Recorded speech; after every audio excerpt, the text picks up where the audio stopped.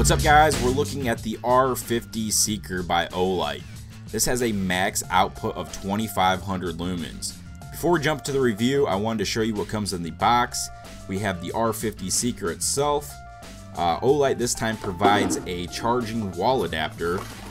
They also include a lanyard and a charging cord.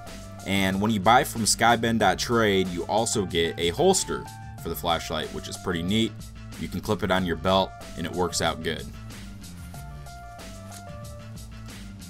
Alright, so like I said, the max output is 2500 lumens, and that will only happen for 2 minutes, and then it will drop down to 800 lumens for an additional 150 minutes. So like I said, that 2500 lumens, it is super bright, not always necessary, and if it is necessary, you might want to look for a brighter flashlight that will give that 2500 lumens longer.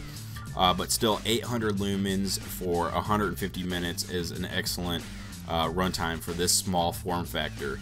Then we have the high, which is 1200 lumens, and after about 12 minutes it drops down, like I said, to 800 lumens for an additional 130 minutes. And then we have medium, which is 300 lumens at 6 hours. And then we have low, which is 50 lumens at 50 hours.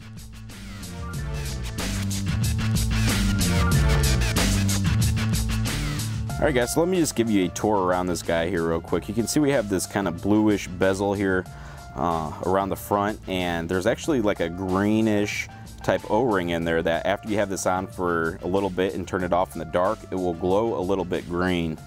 You can see the reflector, it's kind of an orange peelish reflector there, and then we have the LED down there at the bottom. This is one switch operation, so this is the only side switch here. It's got a nice rubber coating on it, and also this light does lock out, which means if you put it in a bag and you didn't want to use it for a while, you can lock it out. And to lock it out, you would just hold down the side switch, and then you'll see it turn on and then turn off. And now when it's locked out, you can see that that will glow red just to indicate that it is locked out. To hold it or to get it unlocked, you just hold it down for about 3 seconds, and yeah, that's that. So operation is simple. You just turn it on and with one click, and then you hold down and it will cycle through the different modes. At any time, say if I'm in low, I can double press and it will go instantly to turbo. So when it's off, I can also double click and it'll go straight into the highest setting. And anytime when the light is on, I can also triple click and it will bring it to the strobe. Now this does have memory, which means if I turn it on and leave it in, let's turn it on, there it's in low, and then turn it off, when I turn it back on it will be in low. Now when you have it in the highest setting there and turn it off, say you let 10 minutes go by from now, it will actually go down to the medium. So that's just a way to conserve battery power.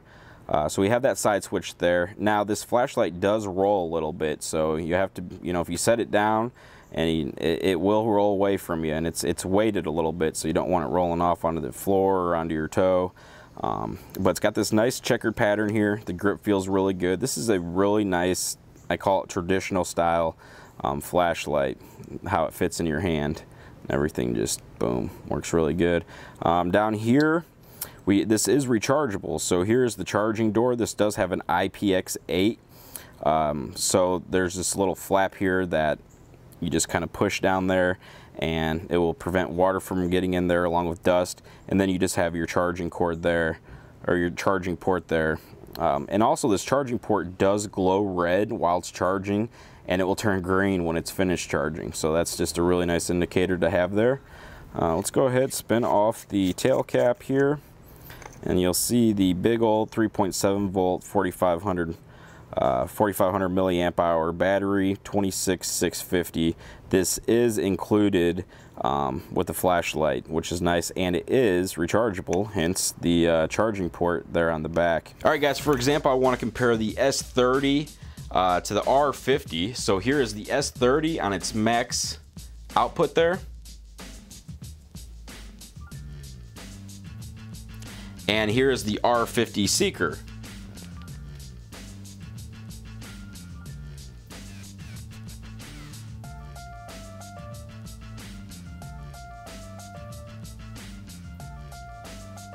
So once again, here is the S30.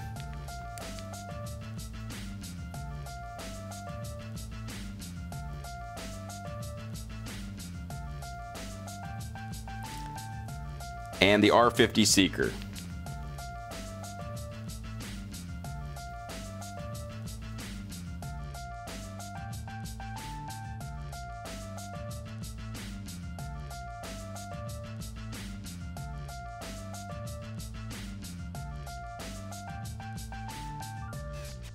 So just some other things worth mentioning. It is made from a aircraft grade aluminum, and it has a anti-scratch type 3 hard anodizing.